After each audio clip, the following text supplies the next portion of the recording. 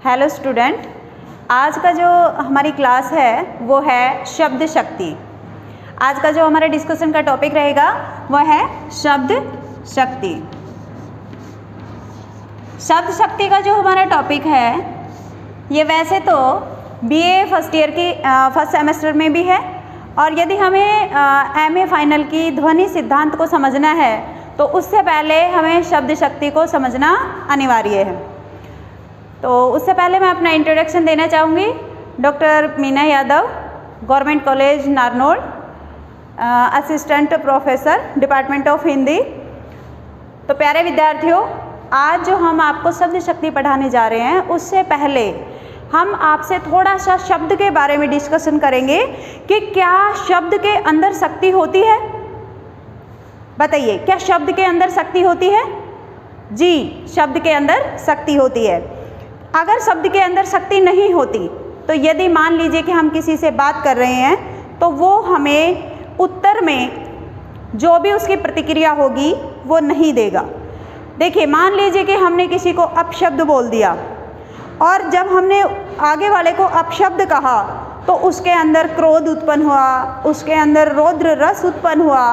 इसका मतलब क्या है कि उस शब्द के अंदर इतनी ताकत या शक्ति थी कि जिसके कारण आगे वाले को उस अपशब्द को सुनते ही गुस्सा आ गया या क्रोध आ गया।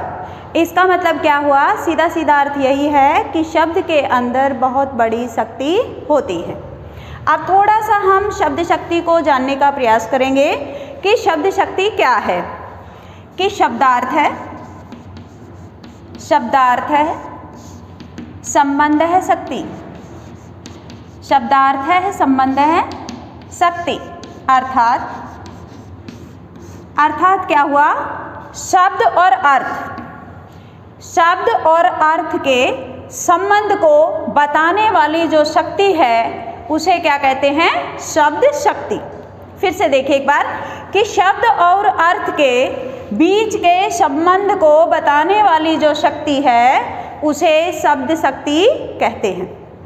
अब एक एग्जाम्पल और देखिए। मान लीजिए कि ये शब्द है, ओके, और ये है अर्थ, ठीक है।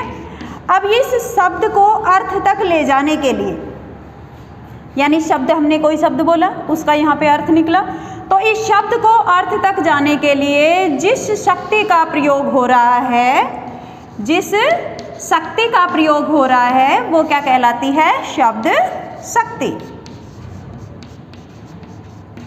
ओके, तो शब्द शक्ति के बारे में आई थिंक आपको अच्छे से समझ आ गया होगा कि शब्द शक्ति क्या होती है। प्रत्येक शब्द के अंदर बहुत बड़ी शक्ति होती है। जैसे शब्दार्थ है, संबंध है शक्ति, कि शब्द और अर्थ के संबंध को, यानी शब्द और अर्थ के बीच के संबंध को बताने वाली जो शक्ति होती है वो शब्द शक्ति कहलाती है। और शब्द शक्ति कि शब्द है और अर्थ है, मान लो इस शब्द को इस अर्थ तक जाने के लिए जिस शक्ति का प्रयोग करना पड़ रहा है वो क्या कहलाती है? शब्द शक्ति। तो इतना आपको समझ आ गया है। आगे हम देखेंगे कि शब्द शक्ति के कितने भेद होते हैं, ठीक है। शब्द शक्ति के कितने भेद होते हैं। अब जो हमारी शब्द शक्ति है इसके 3 भेद होते हैं। शब्द शक्ति के 3 भेद होते हैं, और ये देखिए हम आपको डिवाइड करके बताते हैं। ये शब्द शक्ति है मान लीजिए हमारा, और ये हो गए इसके 3 भेद। 3 भेद कौन कौन से हैं? अभिधा, लक्षणा, दूसरी हमारी शब्द शक्ति क्या है? लक्षणा, और तीसरी हमारी शब्द शक्ति है व्यंजना। इतना समझ आया आपको कि हमारी जो शब्द शक्ति है उसको हम 3 भागों में विभाजित करते हैं, अर्थात उसके 3 भेद किए जाते हैं। पहला है अभिधा शब्द शक्ति, दूसरा है लक्षणा शब्द शक्ति, और तीसरा है व्यंजना शब्द शक्ति। अब जो अभिधा शब्द शक्ति है ये क्या होती है? काव्य में इसकी क्या भूमिका होती है? देखिए, जब मुख्य अर्थ से, वैसे ये वाचक शब्द होता है इसमें, और वाच्यार्थ का प्रतीक होता है, ठीक है। इसमें होता है लक्षक शब्द और ये लक्ष्यार्थ होता है। इसमें होता है व्यंजना में होता है व्यंजक शब्द और ये व्यंग्यार्थ की प्रतीति होती है। इससे हमें किसकी प्रतीति होती है? व्यंग्यार्थ की। शक्ति है, इसमें वाचक शब्द होता है और ये वाच्यार्थ की प्रतीति करता है, यानी कि मुख्य अर्थ की प्रतीति होती है। इससे हमें किसकी प्रतीति होती है? मुख्य अर्थ की। फॉर एग्जाम्पल जैसे राम खाना खाता है, ठीक है, राम खाना खाता है, तो यहाँ देखिए राम खाना खाता है का मतलब ये है सीधा सीधा अर्थ है कि इसका कोई और अर्थ नहीं निकल रहा है। राम खाना खाता है सीधा सुनते ही हमें मुख्य अर्थ की प्रतीति हो रही है, यानी इसका कोई दूसरा अर्थ नहीं निकल रहा है। जब भी हम इसको राम जाता है, राम खाना खाता है, मोहन अपने पिता को बहुत प्रिय है, तो ये जो ऐसे शब्द हैं इनको ऐसे जो वाक्य हैं इनको सुनते ही हमें क्या होती है? मुख्य अर्थ की प्रतीति हो जाती है। और इसमें दूसरी बात यह है, इसमें यमक अलंकार की हमें प्रतीति होती है, ठीक है। और तीसरी बात यह है, इसमें रूढ़, यौगिक और योगरूढ़ शब्दों की भी अभिव्यंजना होती है। कौन से शब्द हैं? रूढ़, यौगिक और योगरूढ़ शब्दों की भी अभिव्यंजना हो जाती है इसमें, यानी उससे भी मुख्य अर्थ की प्रतीति होती है। सेकंड जो हमारी शब्द शक्ति है, फर्स्ट शब्द शक्ति हमने क्या बताई? अभिधा, यानी जिससे हमें मुख्य अर्थ की प्रतीति होती है।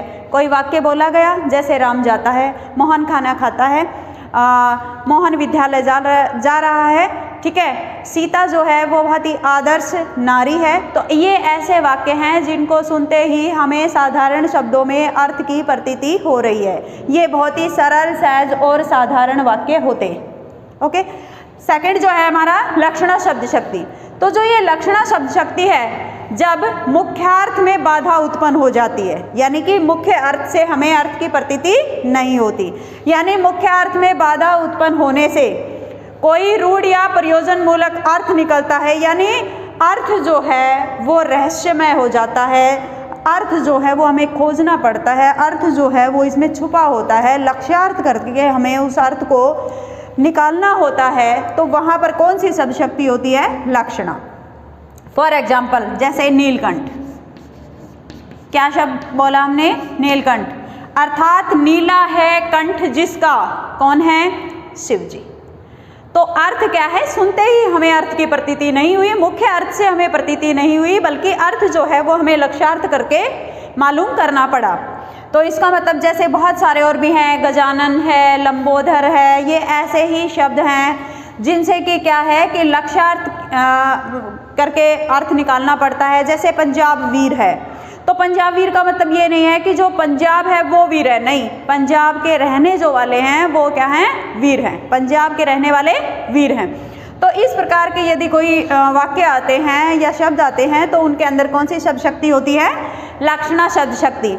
और तीसरी जो हमारी शब्द शक्ति है वो है व्यंजना। व्यंजना शब्द शक्ति जो है जिससे मुख्यार्थ से भी, मुख्यार्थ भी ना और लक्ष्यार्थ भी ना, बल्कि कथन के संदर्भ में कोई अर्थ निकलता है, उसे हम क्या कहते हैं? व्यंजना शब्द शक्ति। अब देखिए जो व्यंजना शब्द शक्ति है, इसमें फॉर एग्जाम्पल कोई भी एग्जाम्पल हम ले सकते हैं, लेकिन वो जो शब्द हम वाक्य जो हम बोल रहे हैं वो सबके लिए अलग अलग अर्थ की प्रतीति करता है। फॉर एग्जाम्पल देखिए, पुजारी ने कहा संध्या हो गई है, ठीक है, पुजारी ने कहा संध्या हो गई है, संध्या हो गई है, या फिर सूरज डूब गया है, सूरज डूब गया है। अब देखिए सूरज डूब गया है, इस वाक्य का जो है सबके लिए अर्थ क्या होगा? अलग अलग होगा। फॉर एग्जाम्पल पुजारी ने सुना कि सूरज डूब गया है, तो उसके मन में ये स्वतः ही भावना आ गई कि उसे पूजा करनी है, सायंकाल हो गई है, पूजा करनी है। किसी व्यक्ति का मान लीजिए कि जवान बेटा मर गया है, तो उसके मन में क्या भाव आएगी कि उसके घर का सूरज ही डूब गया है। मान लीजिए कि कोई किसान है, वो खेतों में काम कर रहा है, तो उसके मन में वो वाक्य सुनते ही क्या भाव आएंगे कि सूरज डूब गया, अर्थात उसे अपने हल जो हैं उनको छोड़कर अपने घर जाना है। तो इस प्रकार क्या है कि अर्थ जो है वो सबके लिए, ठीक है, कथन के संदर्भ में अर्थ प्रकट हो रहा है, व्यंग्यार्थ के रूप में अर्थ प्रकट हो रहा है। और दूसरी बात ये भी है कि काव्य में जो है, काव्य में हमारी जो काव्य लेखन होता है, कविता लेखन होता है, उसमें हमारी शब्द शक्तियों की क्या भूमिका होती है। देखिए, अभिधा जो शब्द शक्ति है वो केवल अगर उसमें हम काव्य लिखते हैं तो वो इतनी सफल नहीं मानी जाती, क्योंकि केवल मुख्य अर्थ से उसकी प्रतीति होती है और लक्ष्यार्थ जो होता है उसमें इसमें लिखा गया काव्य जो होता है वो अधम्म कहा जाता है, यानी निम्न स्तर का। जबकि लक्षणा शब्द शक्ति में लिखा गया काव्य जो होता है वो मध्यम स्तर का कहा जाता है। जबकि व्यंजना शब्द शक्ति में जो काव्य लिखा जाता है जिससे हमें व्यंग्यार्थ की प्रतीति होती है, वो जो काव्य होता है वो उत्तम श्रेणी में माना जाता है। तो इस प्रकार हम देखते हैं कि जो हमारी साहित्य है उसमें भी व्यंग्यार्थ को बहुत अधिक महत्व दिया गया है, यानी व्यंजना शब्द शक्ति जो है उसको बहुत अधिक महत्व दिया जाता है। तो प्यारे विद्यार्थियों, मैंने इसको अच्छे से आपको समझा दिया है और आपको समझ आ गया होगा, लेकिन फिर भी यदि कहीं आपको कोई डाउट लगता है तो आप मुझे कमेंट करके पूछ सकते हैं।